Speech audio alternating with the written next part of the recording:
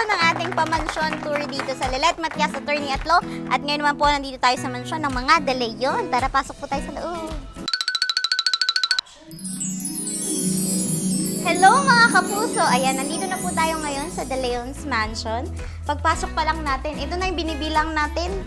May number 1 na sila. 1, chandelier, at may pabulaklak. At may, ano tawag dito? Malaking vase. Kasing laki ko. Kung sa Enganos, maraming pictures. Dito maraming paintings.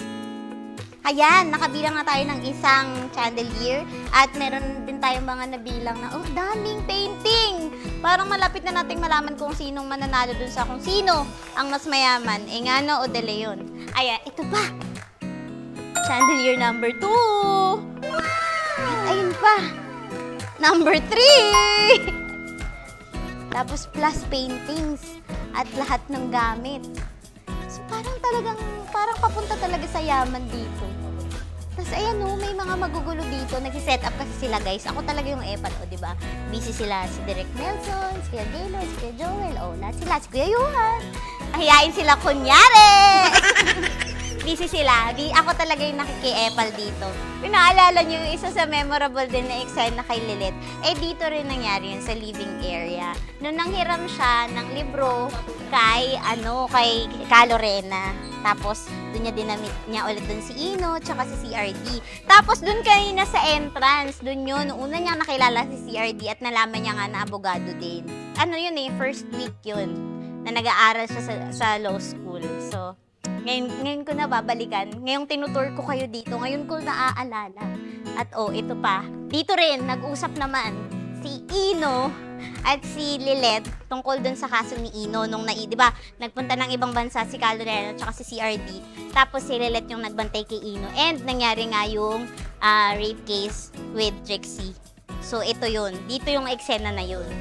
At nung ginawa namin yun ni JD, pareho kaming sinisipon. So yung boses namin iba. Pareho sila ng mga Engano. May pa-wedding picture din sila, oh. At nandun din sa living room. Diba? Ayan, nandito naman tayo ngayon sa dining ng mga De Leon. Tingnan nyo, bakit parang mas mahaba yung dining table? Tapos, ito na, sigurado na tayo sa sagot natin kung sino dahil may chandelier number 4. So, mas mayaman yung mga De Leon. Huwag kayo maingay kay Tita Patricia at kay Daddy Ramil. Tapos may papakilala din ako sa inyo, guys. Pinapagod mo ako eh. Dito ka lang. Ito po si Direk Nelson. Siya po yung lighting director namin. Mabait. Ano po masasabi niyo sa akin? Sobrang bait ni Jo. Sobrang sarap na trabaho. At minsan makulit.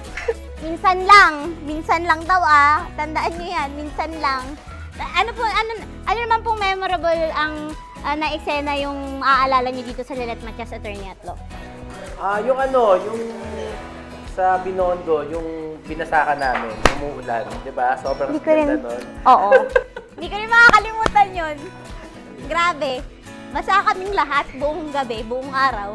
Pero masaya. Doon ko na-realize na mahal ko nga si Lilet. Thank you, Direk Nelson. Working si Direk Nelson. Ini-istorbo ko lang, guys. Bye! Si Kuya Gino, si Kuya Christian, si Kuya Jeff. Sila yung mga mababait naming cameraman. At dito natutulog sa set. Kaya nila, talented to. Habang may eksena, nakakatulog, ganun. Tapos smiling face lang lagi. Tapos tahimik lang yung isa. Pero malakas mang asar. Nagugulat ka sa pang-aasar. Pero mababait tong mga to. Anong masasabi? Ay, gusto ko yun! Dali! Anong masasabi niyo sa akin? Ay, si John, napakatahimik sa set. Yan yung pinakatahimik na artista sa set. I love it. Si Kuya... ayusin nyo. Kuya Jeff, ano to? Ayusin niyo yung mga sagot. Sobrang tahimik ni John.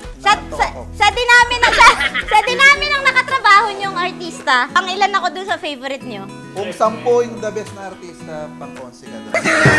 Ikat to. Huwag isama tong mga to. Huwag niyong i-hire tong mga to. Sampu, siya yung number 1. Wow! Inulit yun, guys. Take 2 yun. Andito na tayo sa labas ng meeting area ni Miss Rita. Hintayin natin siyang lumabas para ma-interview natin si Caloreno De Leon. Hello po, Kalorena. I'm a fan. Guys, i-interview natin si Miss Rita, si Mami Rita ni Jo, na supplier ko po siya ng asukal. Araw-araw po yan sa taping, lagi po akong may supply ng matamis. Kaya masayang-masaya po ako pag nandun si Mami Rita. Masama man sa katawan yung asukal. Doon po galing yung energy ko. Diba? Narinig yun? Mahal ako ni Mami Rita. Ngayon naman po, nag-mansion tour din ako sa mga De Leon. At ang dami niyo pong chandelier, ang dami yung paintings. Kaya alam na po ngayon ng mga viewers natin na kayo talaga yung mas mayaman. Old rich kami. Matagal na kami mayaman. Hindi kami bagong yaman lang. Narinig nyo? Yung pala yun yung tawag doon. Old rich. Yung